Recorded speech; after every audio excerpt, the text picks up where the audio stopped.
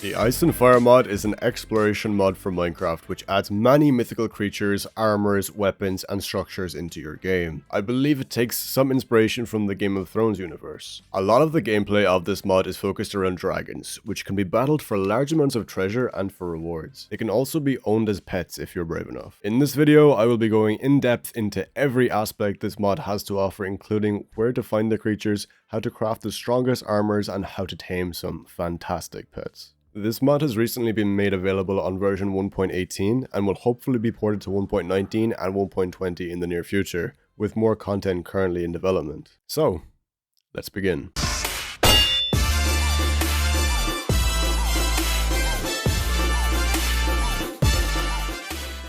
To start with, you can craft yourself a bestiary book, which has information on all the magical creatures you may encounter on your journey. It can be crafted using 3 manuscripts, which can be found in chests within dragon roosts, caves, or graveyards. You can also craft the bestiary lectern using 2 planks and a manuscript, and this will enable you to unlock more pages of the bestiary by opening the lectern and combining the bestiary with the manuscript pages. The chapters of the bestiary that you are allowed to unlock are randomized a little bit similarly to an enchantment table, so you will need to choose which chapter you'd prefer to learn about while unlocking the pages. So, moving on to the ores that generate.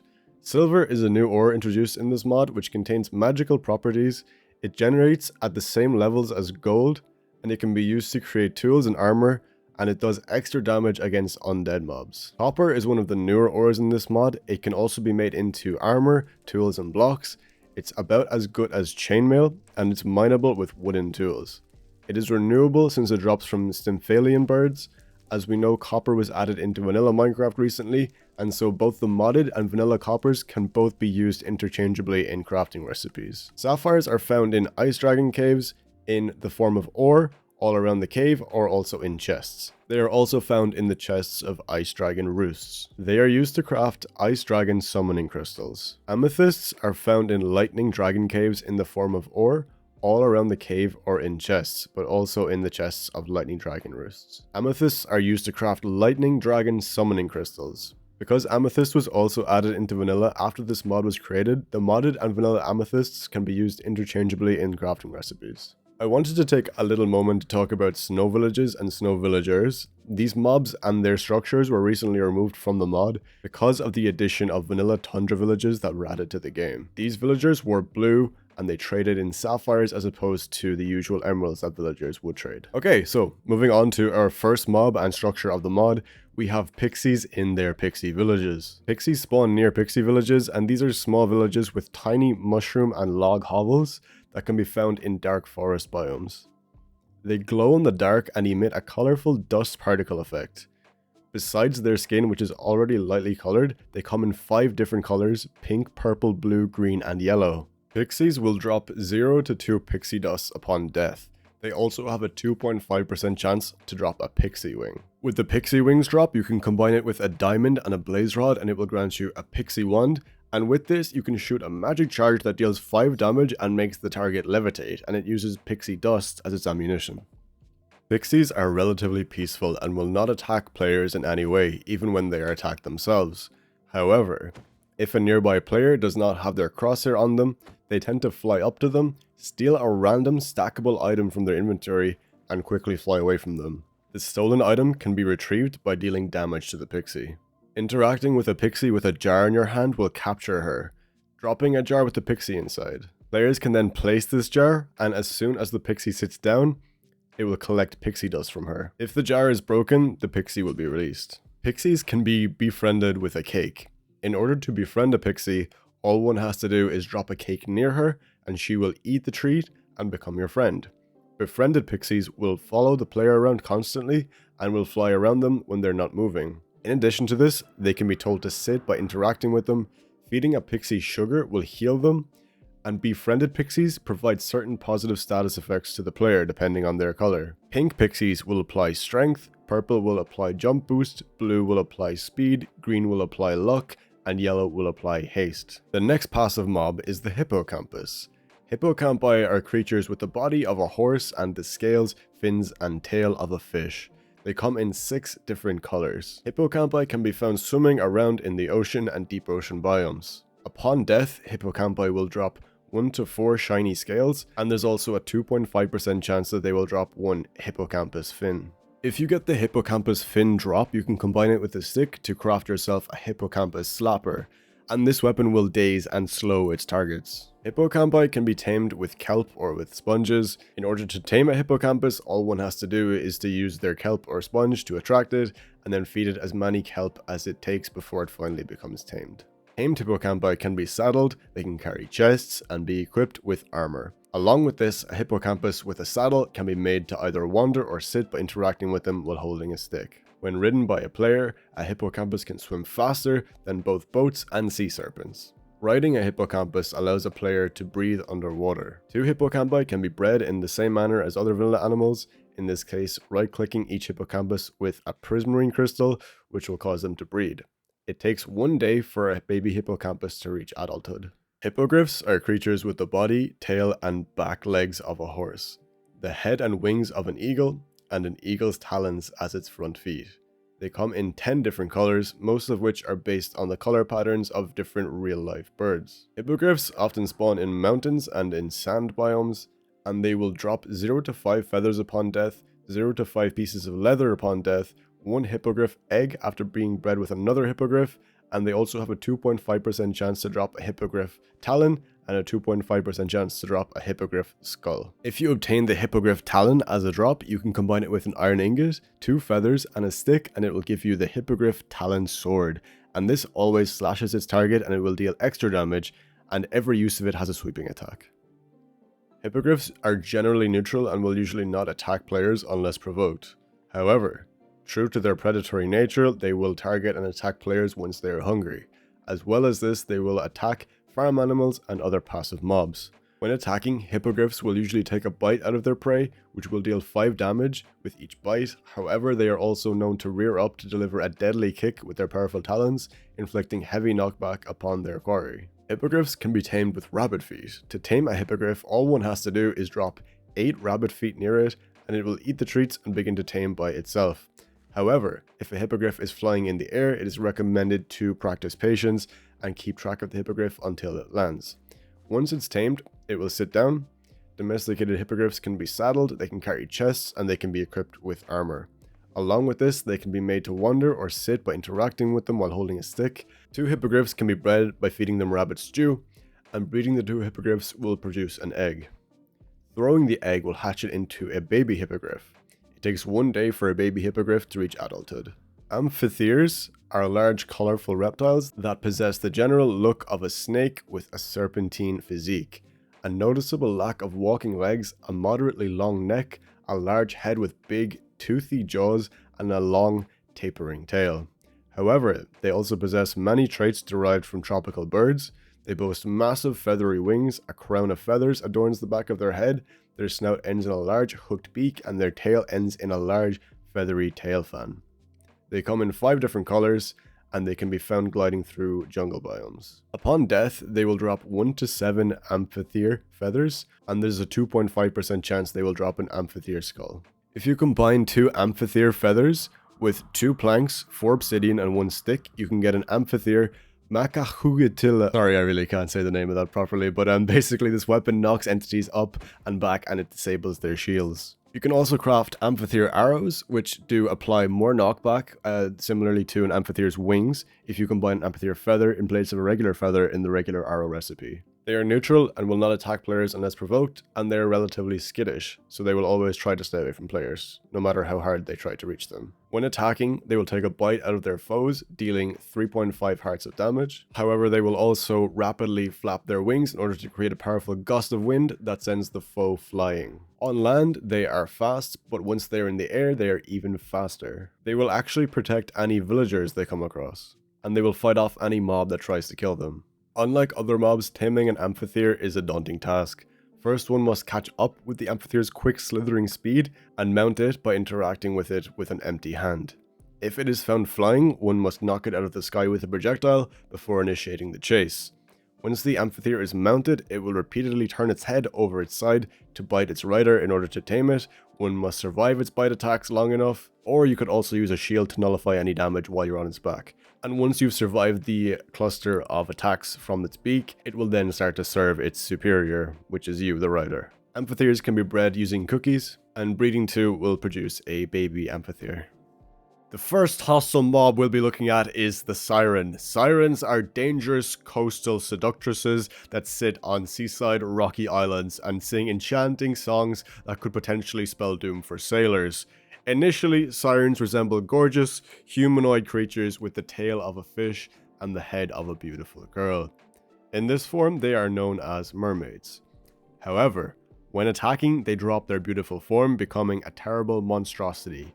In this form, they are known as Nagas. Sirens can be located on top of Siren Islands, small rocky islands which spawn randomly in ocean biomes.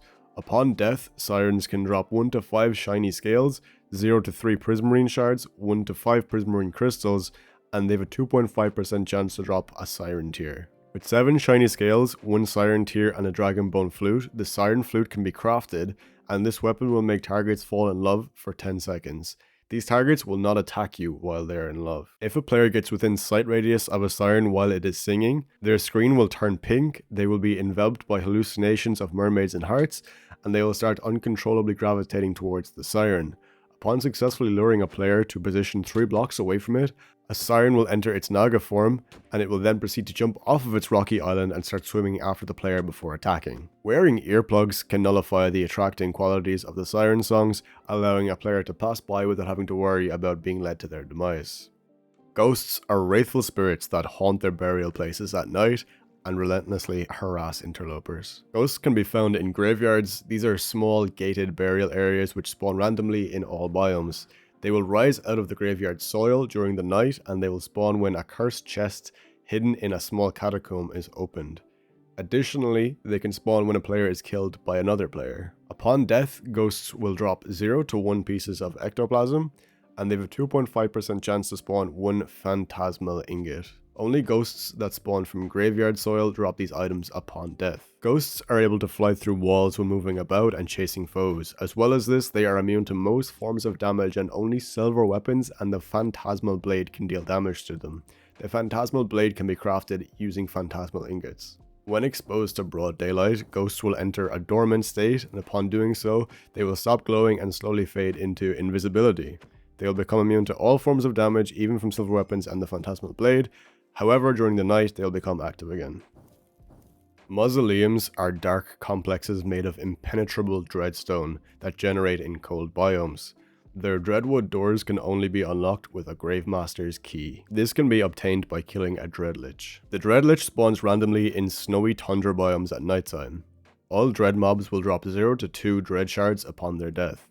The Dreadlich will also drop 0 to 2 bones and has a 10% chance of dropping the Gravemaster's key, with a small chance to drop the staff that shoots icy orbs. Dreadliches can summon minions either by casting a summoning spell or by killing specific mobs and converting them into their army. Thralls are weak, slow-moving skeletons that serve as the Lich's most basic combat unit and spawn from skeletons killed by the Liches. Ghouls are fast-moving zombies that spawn from most humanoid creatures killed by the Liches. Beasts are wolf-like monsters that spawn from most animals killed by the Liches. Scuttlers are spider-like monsters that spawn from the arthropods killed by the Liches. Dread Knights are heavily armoured undead knights that serve as the Liches' bodyguards, which can also spawn on horses. The mausoleum itself is packed with spawners of all kinds and crawling full of the undead army. There are chests spaced around which can often contain manuscript pages and sapphires. If you can battle to the center of the structure, there is a foundation for an ice dragon forge. This is extremely useful if you have a pet ice dragon, and we'll take a look at that more closely when we look at dragons. Cockatrices are nightmarish chicken-like beasts that skulk in savannas and sap the life out of anything that looks at them with an intense stare. Baby cockatrices can be hatched by throwing a rotten egg. Upon death, cockatrices will drop 0 to 3 feathers, 1 to 3 pieces of raw chicken, 1 to 3 pieces of cooked chicken, 0 to 2 wither bones, and there's a 2.5% chance they will drop 1 cockatrice eye and 1 cockatrice skull. The cockatrice eye drop can be combined with a witherbone and a witherbone shard to create the cockatrice scepter. this weapon will wither its targets. If a Cockatrice is looking directly at a player and the player has their crosshair on it, it will fire a beam from its eyes that inflicts slowness, nausea 2, and wither 3 for as long as they are looking at it. Wearing a blindfold will render a player immune to the Cockatrice's stare. However, in response to this, the Cockatrice will directly attack the player instead. In order to tame a Cockatrice, one must survive looking it in the eyes for long enough before it breaks and starts to serve its superior. A viable strategy would be to stare at it for a few seconds, turn away to heal, and repeat. Feeding a tamed Cockatrice seeds will heal it, as can dropping rotten flesh on the ground for it to eat. Baby Cockatrices hatched from a rotten egg are automatically tamed and take 20 minutes to reach adulthood. Stymphalian birds are bloodthirsty, carnivorous birds that fly above swampy environments and fire metallic feathers at their prey. They have the general appearance of a bird of prey with massive feathery wings, powerful legs, and talon-tipped toes on each foot. Upon death, Stymphalian birds will drop 2 to 6 Stymphalian bird feathers, 0 to 4 iron ingots, 0 to 4 iron nuggets, 0 to 4 copper ingots, 0 to 4 copper nuggets, and there's a 2.5% chance for them to drop 1 Stymphalian bird skull. Crafting 8 feathers around a string will create a feather bundle, and this weapon will launch feathers in all directions around its user. Stymphalian birds spawn in groups of 3 to 20 and are naturally hostile towards players, villagers, and animals. They can spot targets from 64 blocks away. Once a player kills one Stymphalian bird, the rest will flee away from the usurper, oftentimes taking flight to achieve it. Deathworms are desert-dwelling worms that burrow through the sands and eat anything they come across. They are giant segmented worms with a serpentine physique. Upon death, deathworms will drop 0 to 2 pieces of deathworm chitin, 0 to 2 pieces of rotten flesh, 0 to 1 deathworm egg, and they have a 2.5% chance to drop 1 deathworm tongue. Deathworm chitins can be used to craft deathworm chitin armor and the deathworm gauntlet. To craft a gauntlet, you need 5 deathworm chitins, an iron chain, a deathworm tongue, and it lashes its target with its tongue for 3 damage and pulls the target towards the player. When attacking, deathworms will usually lunge out of the sand and extend their beaked tongue to snap at its prey.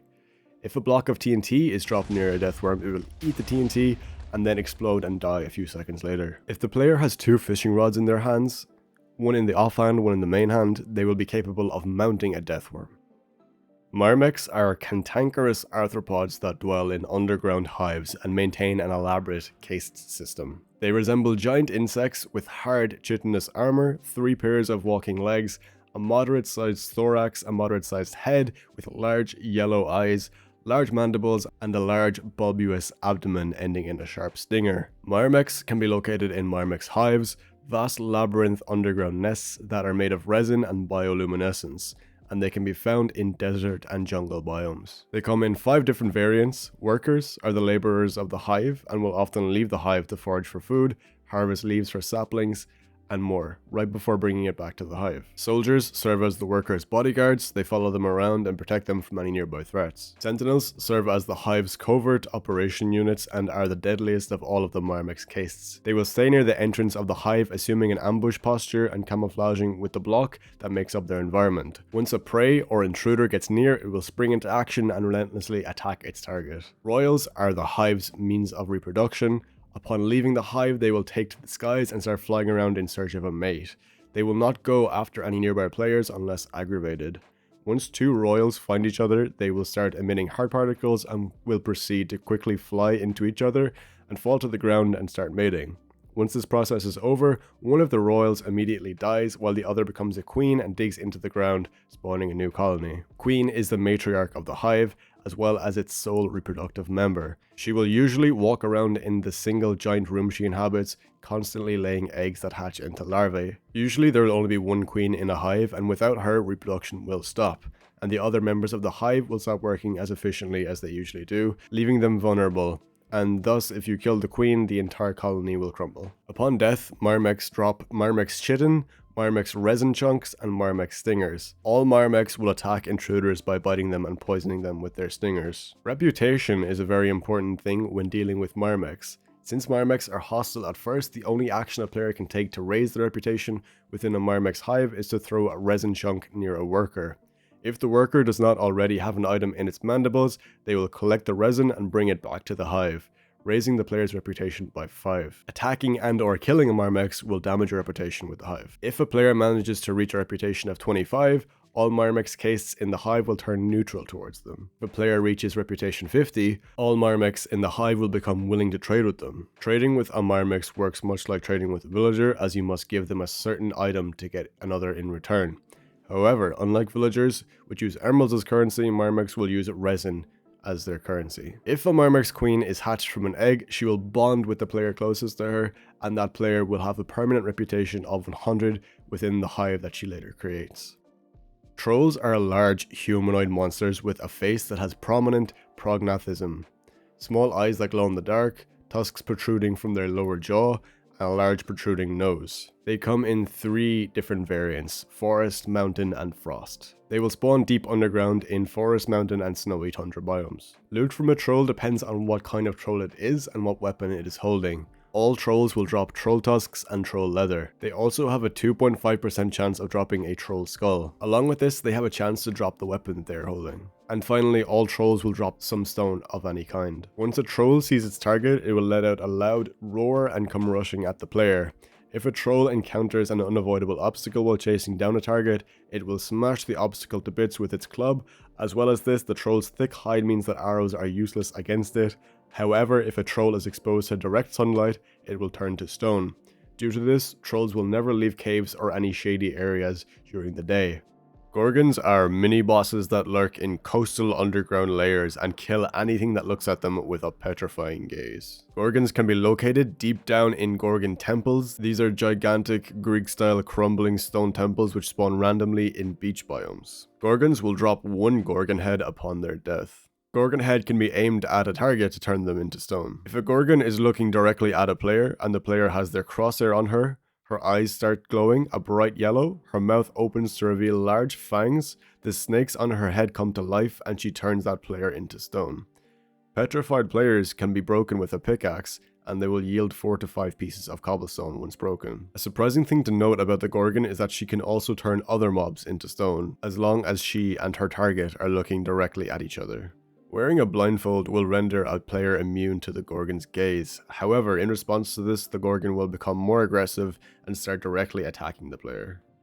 Cyclopses are mini-bosses that tend to flocks of sheep inside large stony coves. Upon death, Cyclopses will drop 0 to 10 pieces of raw mutton, 1 to 10 pieces of leather, 0 to 5 pieces of wool, and they have a 50% chance to drop 1 eye of Cyclops and a 2.5% chance to drop 1 Cyclops skull. The eye of Cyclops can be held to affect all nearby hostile enemies with weakness. Cyclopses are hostile and will attack almost every mob that comes nearby, including players and dragons. Once a Cyclops sees its target, it will let out a loud, rumbling roar and come rushing at the player. Despite their ferocity, Cyclopses do not attack passive animals and often tend to let them be. In fact, they are expert sheep herders, and any nearby sheep will follow them as they walk. As well as this, any mob or player that attacks a Cyclops flock of sheep ends up angering the Cyclops. Players may wear a full set of sheep disguise armor and sneak to avoid being detected, trampled, and bitten to death by the Cyclops. Players may reduce Cyclops' detection range by blinding their eyes. This can be done only by hitting their eyes hitbox with projectiles such as eggs, snowballs, ender pearls, arrows, and dragon's breath projectiles. If done correctly, Cyclopses will scream in pain and their eyes will become permanently injured, leaving them incapable to target players that are more than 4 blocks away from them. Sea serpents are ferocious reptilian marine predators that terrorize the vast oceans and attack any smaller creatures they see. They come in 7 different colors. There's blue, deep blue, teal, green, purple, bronze, and red. Sea serpents commonly spawn on world generation in ocean and deep ocean biomes. Upon death, sea serpents will drop 1 to 30 sea serpent scales, 1 to 3 serpent fangs, and they have a 2.5% chance to drop 1 sea serpent skull. The drops can be used to craft Tide Guardian armor, as well as the Tide Trident, which can be thrown to pierce multiple enemies, and Tide arrows, which have no projectile fall off underwater. Sea serpents are hostile and will attack everything that comes nearby, including players and dragons. When attacking, sea serpents will usually take a bite out of their prey. If their quarry is further away, they will fire a jet of boiling water from their maws, rapidly damaging their target over time. Finally, if their target is riding a boat, swimming near the surface, or standing near the shore, they will let out a loud, booming roar before leaping out of the water.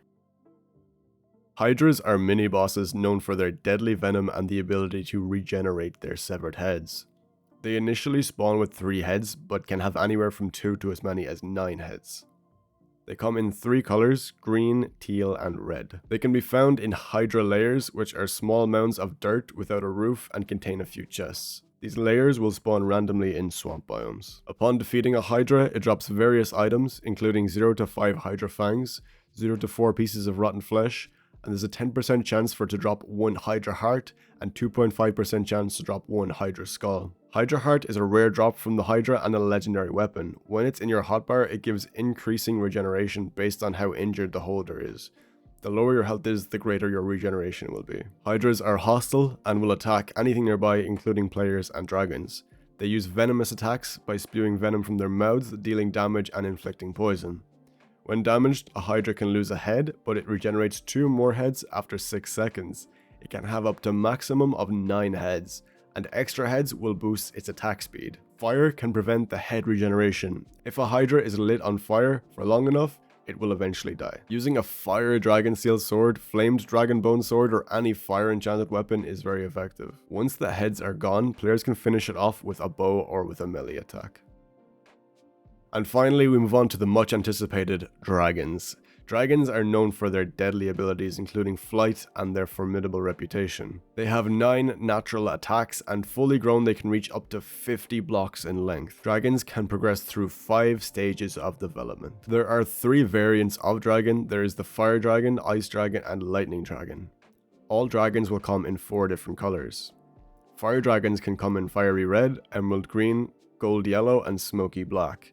Ice dragons can come in icy blue, gem blue, silver white, and snowy white. Lightning dragons can come in amethyst purple, dark black, copper brown, and electric blue. Younger dragons in stages 1 to 3 are found on small surface roosts, while older ones, stage 4 and sometimes 5, will lurk in underground caverns. Fire dragons can spawn in biomes with temperatures above -0.5, except jungle, savannas, and badlands. And ice dragons can spawn in biomes with temperatures below -0.5, including snowy biomes like ice spikes, deep sea, and cold sea. And lightning dragons can spawn in jungle, savanna, and badlands biomes. Loot from a dragon will vary with what stage it is. The drops may include dragon scales, dragon heart, dragon flesh, or dragon blood. A dragon skull and dragon bones are always going to be dropped. Dragon eggs, which are important for breeding, can drop from stage 4 to 5 female dragons. And the dragon scales can be used to craft armor, and the dragon bones can be used to make tools. Dragons are hostile and will attack most nearby mobs, including players. They are capable of spotting prey from 64 blocks away. Dragons may rest in roosts with valuable metals and chests. They can fly rapidly, making melee combat quite challenging.